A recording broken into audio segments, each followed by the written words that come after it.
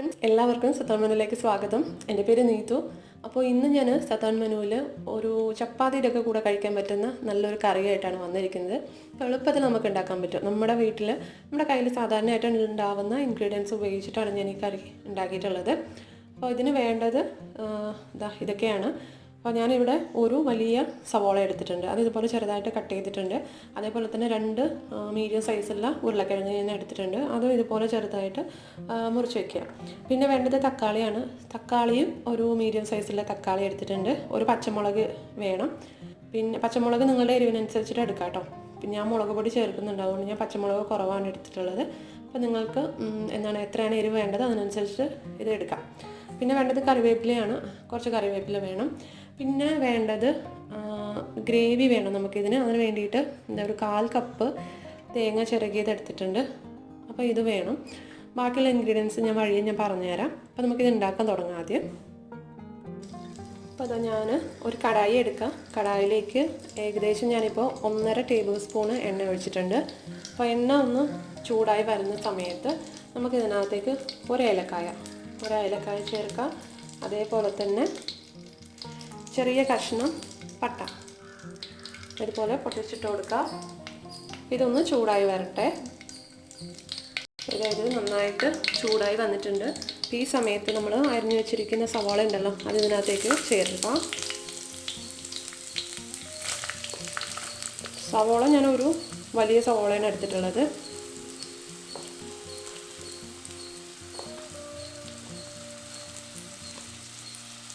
ഞാൻ ഇതിൻ്റെ കൂടെ തന്നെ നമ്മുടെ പച്ചമുളകും കറിവേപ്പിലയും കൂടെ ചേർക്കുവാണ്. എന്നിട്ട് നന്നായിട്ടൊന്ന് വഴറ്റിയെടുക്കാം.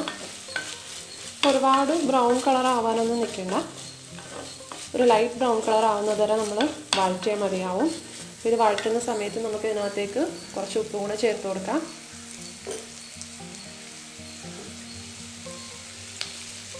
പാട് ചെയ്യുകയാണെങ്കിൽ നമുക്ക് പെട്ടെന്ന് ഇതൊന്ന് വഴണ്ട് കിട്ടും. അപ്പോൾ നമ്മുടെ സവാള ഒന്ന് വഴണ്ട് വരുന്ന സമയത്ത് നമുക്കിതിനുള്ള അരപ്പൊന്ന് തയ്യാറാക്കാം. അപ്പോൾ അതിന് വേണ്ടിയിട്ട് ഞാനിവിടെ പൊട്ടുകടല എടുത്തിട്ടുണ്ട്. പൊട്ടുകടല ഇത് ഞാൻ ചെറുതായിട്ടൊന്ന് ചൂടാക്കിയതാണ്. ഈ പൊട്ടുകടലയ്ക്ക് ചെറിയൊരു പച്ച ടേസ്റ്റ് ഉണ്ടാവും, ഒരു പച്ചമണം ഉണ്ടാവും. അത് മാറാൻ വേണ്ടിയിട്ട് നമ്മളിതൊന്ന് ചൂടാക്കി എടുക്കണം.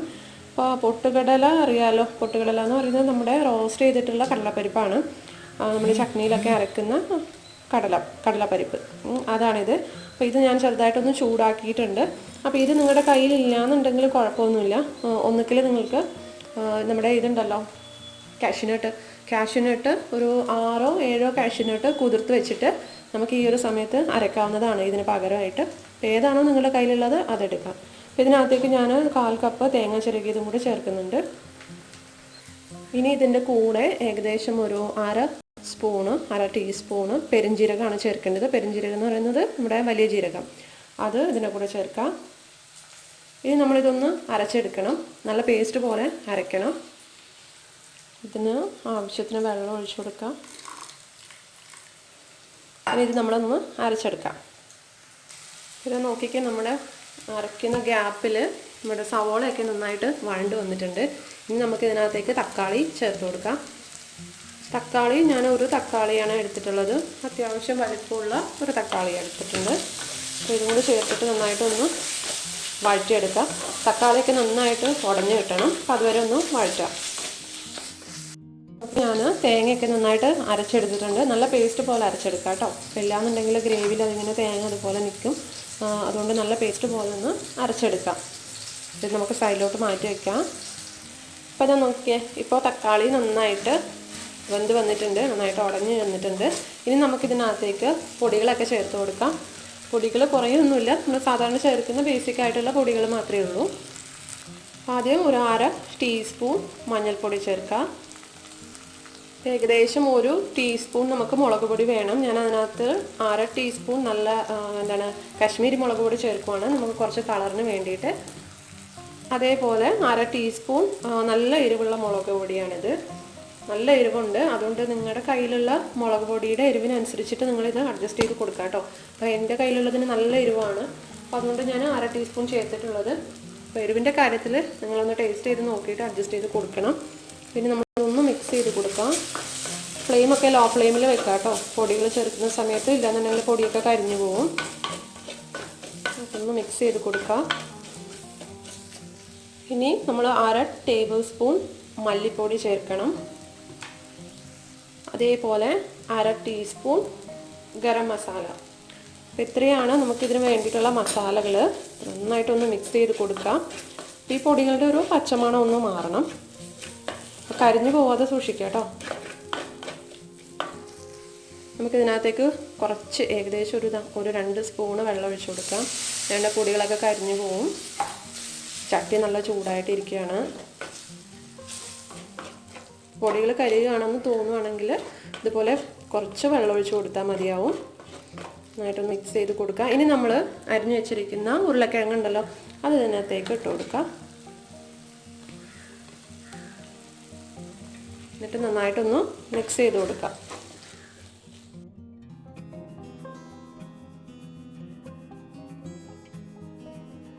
അതിൽ ഏകദേശം ഒരു 1/2 കപ്പ്, 1/4 മുതൽ 1/2 കപ്പ് വരെ വെള്ളം ചേർത്തിട്ട് നന്നായിട്ടൊന്ന് മിക്സ് ചെയ്ത് കൊടുക്കുക.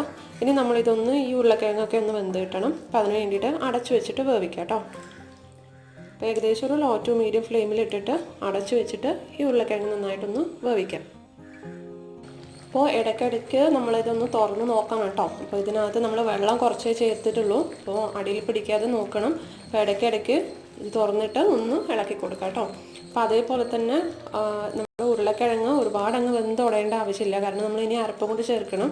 അപ്പോൾ എല്ലാം കൂടി അങ്ങ് കുഴഞ്ഞു പോകും ലാസ്റ്റ്. അതുകൊണ്ട് ഏകദേശം ഒന്ന് വെന്ത് വരുമ്പോൾ തന്നെ നമുക്ക് അരപ്പ് ചേർക്കാം. ഇതൊന്നുകൂടെ ഒന്ന് വേവാനുണ്ട്. അപ്പോൾ അതാ നോക്കിക്കാൻ നമ്മുടെ ഉരുളക്കിഴങ്ങ് ഏകദേശം ഒരു 80% വേവായിട്ടുണ്ട്. ഈ ഒരു സമയത്ത് നമുക്ക് ഇതിനകത്തേക്ക് അരപ്പ് ചേർക്കാം. അരപ്പിൻ്റെ കൂടെ നമുക്ക് ജാറിലേക്ക് കുറച്ച് വെള്ളം ഒഴിച്ചിട്ട് ഇതിനകത്തേക്ക് ആഡ് ചെയ്യാം. അപ്പോൾ ഈ ഒരു സമയത്ത് നിങ്ങൾക്ക് ഈ ഗ്രേവിയുടെ തിക്നെസ് നമുക്കൊന്ന് അഡ്ജസ്റ്റ് ചെയ്യാം കേട്ടോ. എത്രത്തോളം തിക്നെസ് വേണം അതിനനുസരിച്ചിട്ട് വെള്ളം ഒഴിച്ചിട്ടൊന്ന് അഡ്ജസ്റ്റ് ചെയ്ത് കൊടുക്കാം. അപ്പോൾ ഉരുളക്കിഴങ്ങ് ആയതുകൊണ്ട് അത് കുറച്ച് നേരം ഇരിക്കുമ്പോൾ ഒന്ന് കട്ടിയായി വരും. ചെറുതായിട്ടൊന്ന് ലൂസാക്കിയിട്ട് ചെയ്യാം. ഒരുപാടൊന്നും വെള്ളം ഒഴിക്കരുത്. അപ്പോൾ അതൊന്നും കൂടെ വെന്ത് വരുമ്പോഴത്തേക്കും ഉരുളക്കിഴങ്ങൊക്കെ ഇട്ടതുകൊണ്ട് ഒന്ന് കുറുകി വരും. അപ്പോൾ അതിനനുസരിച്ചിട്ട് നിങ്ങൾ വെള്ളം ചേർത്തിട്ടൊന്ന് അഡ്ജസ്റ്റ് ചെയ്ത് കൊടുക്കാം. അതൊന്ന് മിക്സ് ചെയ്ത് കൊടുക്കാം. എന്നിട്ട് നോക്കുക എത്രത്തോളം വേണമെന്നുള്ളത്. എനിക്ക് ഇത് കറക്റ്റായിട്ട് തോന്നിയിട്ടുണ്ട്. ഇത് മതി. സോ നിങ്ങളുടെ ഇഷ്ടം പോലെ ഒന്ന് കൺസിസ്റ്റൻസി അഡ്ജസ്റ്റ് ചെയ്ത് കൊടുക്കാം കേട്ടോ. അപ്പോൾ ഈ സമയത്ത് ഉപ്പൊന്ന് ടേസ്റ്റ് ചെയ്ത് നോക്കാം. ഞാൻ ടേസ്റ്റ് ചെയ്തപ്പോൾ കുറച്ച് ഉപ്പ് കുറവുണ്ട്. അപ്പോൾ ഞാൻ ആവശ്യത്തിന് ഉപ്പും കൂടെ ചേർത്തിട്ടുണ്ട്. അപ്പോൾ നിങ്ങളൊന്ന് അഡ്ജസ്റ്റ് ചെയ്ത് കൊടുക്കാം. ഉപ്പ് കുറവാണെങ്കിൽ അഡ്ജസ്റ്റ് ചെയ്തിട്ട് നന്നായിട്ടൊന്ന് മിക്സ് ചെയ്യുക. ഇനി നമ്മളിതൊന്ന് തിളപ്പിക്കണം. അപ്പോൾ നമ്മുടെ ഉരുളക്കിഴങ്ങും ഒക്കെ നന്നായിട്ട് വെന്ത് വരണം. അതേപോലെ തന്നെ നമ്മൾ ആഡ് ചെയ്തിരിക്കുന്ന തേങ്ങ ഉണ്ടല്ലോ, തേങ്ങയുടെ പച്ചമുളകൊക്കെ ഒന്ന് മാറണം. അപ്പോൾ അതുവരെ ഒന്ന് ചെറിയ തീയിലിട്ടിട്ടൊന്ന് തിളപ്പിക്കാം. അടച്ചു വെച്ച് തിളപ്പിക്കുക കേട്ടോ. അപ്പോൾ ഇത് നോക്കിക്കേ, നമ്മുടെ പൊട്ടാറ്റോ കുറുമ നന്നായിട്ട് തിളച്ച് വന്നിട്ടുണ്ട്. ഉരുളക്കിഴങ്ങൊക്കെ അത്യാവശ്യം വന്നിട്ടുണ്ട്. അപ്പോൾ ഇത് നിങ്ങൾക്ക് വേണമെന്നുണ്ടെങ്കിൽ ഇനിയും ഒരുപാട് ഉടയുന്ന പരുവത്തിലാണ് വേണ്ടതെങ്കിൽ അങ്ങനെ ചെയ്യാം. അപ്പോൾ ഇത് അത്യാവശ്യം നന്നായിട്ട് വന്നിട്ടുണ്ട്. അപ്പോൾ കറക്റ്റാണ്. അപ്പോൾ ഒരുപാട് അങ്ങ് ഉടഞ്ഞു പോയിട്ടുണ്ടെങ്കിൽ നമ്മുടെ കുറുമേനകത്ത് വേറെ ഒന്നും കഷ്ണങ്ങളൊന്നും കാണില്ല. കാരണം ഉരുളക്കിഴങ്ങ് മാത്രമേ നമ്മൾ ചേർത്തിട്ടുള്ളൂ. അപ്പോൾ പിന്നെ ഒന്നും കാണില്ല. പിന്നെ ഇതിനകത്തേക്ക് നമുക്ക് കുറച്ച് മല്ലിയില കൂടി ഇട്ട് കൊടുക്കാം. അപ്പോൾ നമ്മുടെ ടേസ്റ്റി ആയിട്ടുള്ള potato kurma ready. Flame off ചെയ്യാം. ഇത് നമുക്ക് ചപ്പാത്തിയുടെ കൂടെയൊക്കെ കഴിക്കാൻ നല്ല ടേസ്റ്റി ആയിട്ടുള്ള ഒരു കറിയാണ്. അതേപോലെ തന്നെ ദോശയുടെ കൂടെയൊക്കെ നമുക്ക് കഴിക്കാം. അപ്പോൾ ഇതെല്ലാവരും ഒന്ന് ട്രൈ ചെയ്ത് നോക്കണം കേട്ടോ. ട്രൈ ചെയ്തിട്ട് നിങ്ങളുടെ അഭിപ്രായങ്ങളൊക്കെ താഴെ കമൻറ്റിൽ അറിയിക്കാം. അതേപോലെ തന്നെ കൂട്ടുകാർക്കൊക്കെ ഒന്ന് ഷെയർ ചെയ്ത് കൊടുക്കാം. പിന്നെ ആദ്യമായിട്ടാണ് ഈ ചാനൽ കാണുന്നതെങ്കിൽ എൻ്റെ പേര് നീതു. അപ്പോൾ ചാനൽ ഇഷ്ടപ്പെട്ടാൽ സബ്സ്ക്രൈബ് ചെയ്യാൻ മറക്കരുത് കേട്ടോ. അപ്പോൾ അതേപോലെ തന്നെ കൂട്ടുകാർക്കൊക്കെ ഒന്ന് സജസ്റ്റ് ചെയ്ത് കൊടുക്കാം. അപ്പോൾ നമുക്ക് അടുത്ത വീഡിയോയിൽ വീണ്ടും കാണാം. Thank you. കൂട്ടുകാരെ, വീഡിയോ ഇഷ്ടപ്പെട്ടിട്ടുണ്ടെങ്കിൽ മറക്കാതെ ലൈക്ക് ബട്ടൺ ക്ലിക്ക് ചെയ്യണേ. അതേപോലെ തന്നെ നിങ്ങളുടെ അഭിപ്രായങ്ങൾ താഴെ കമൻറ്റിൽ അറിയിക്കാൻ മറക്കരുത് കേട്ടോ. അതേപോലെ ചാനൽ സബ്സ്ക്രൈബ് ചെയ്യുക.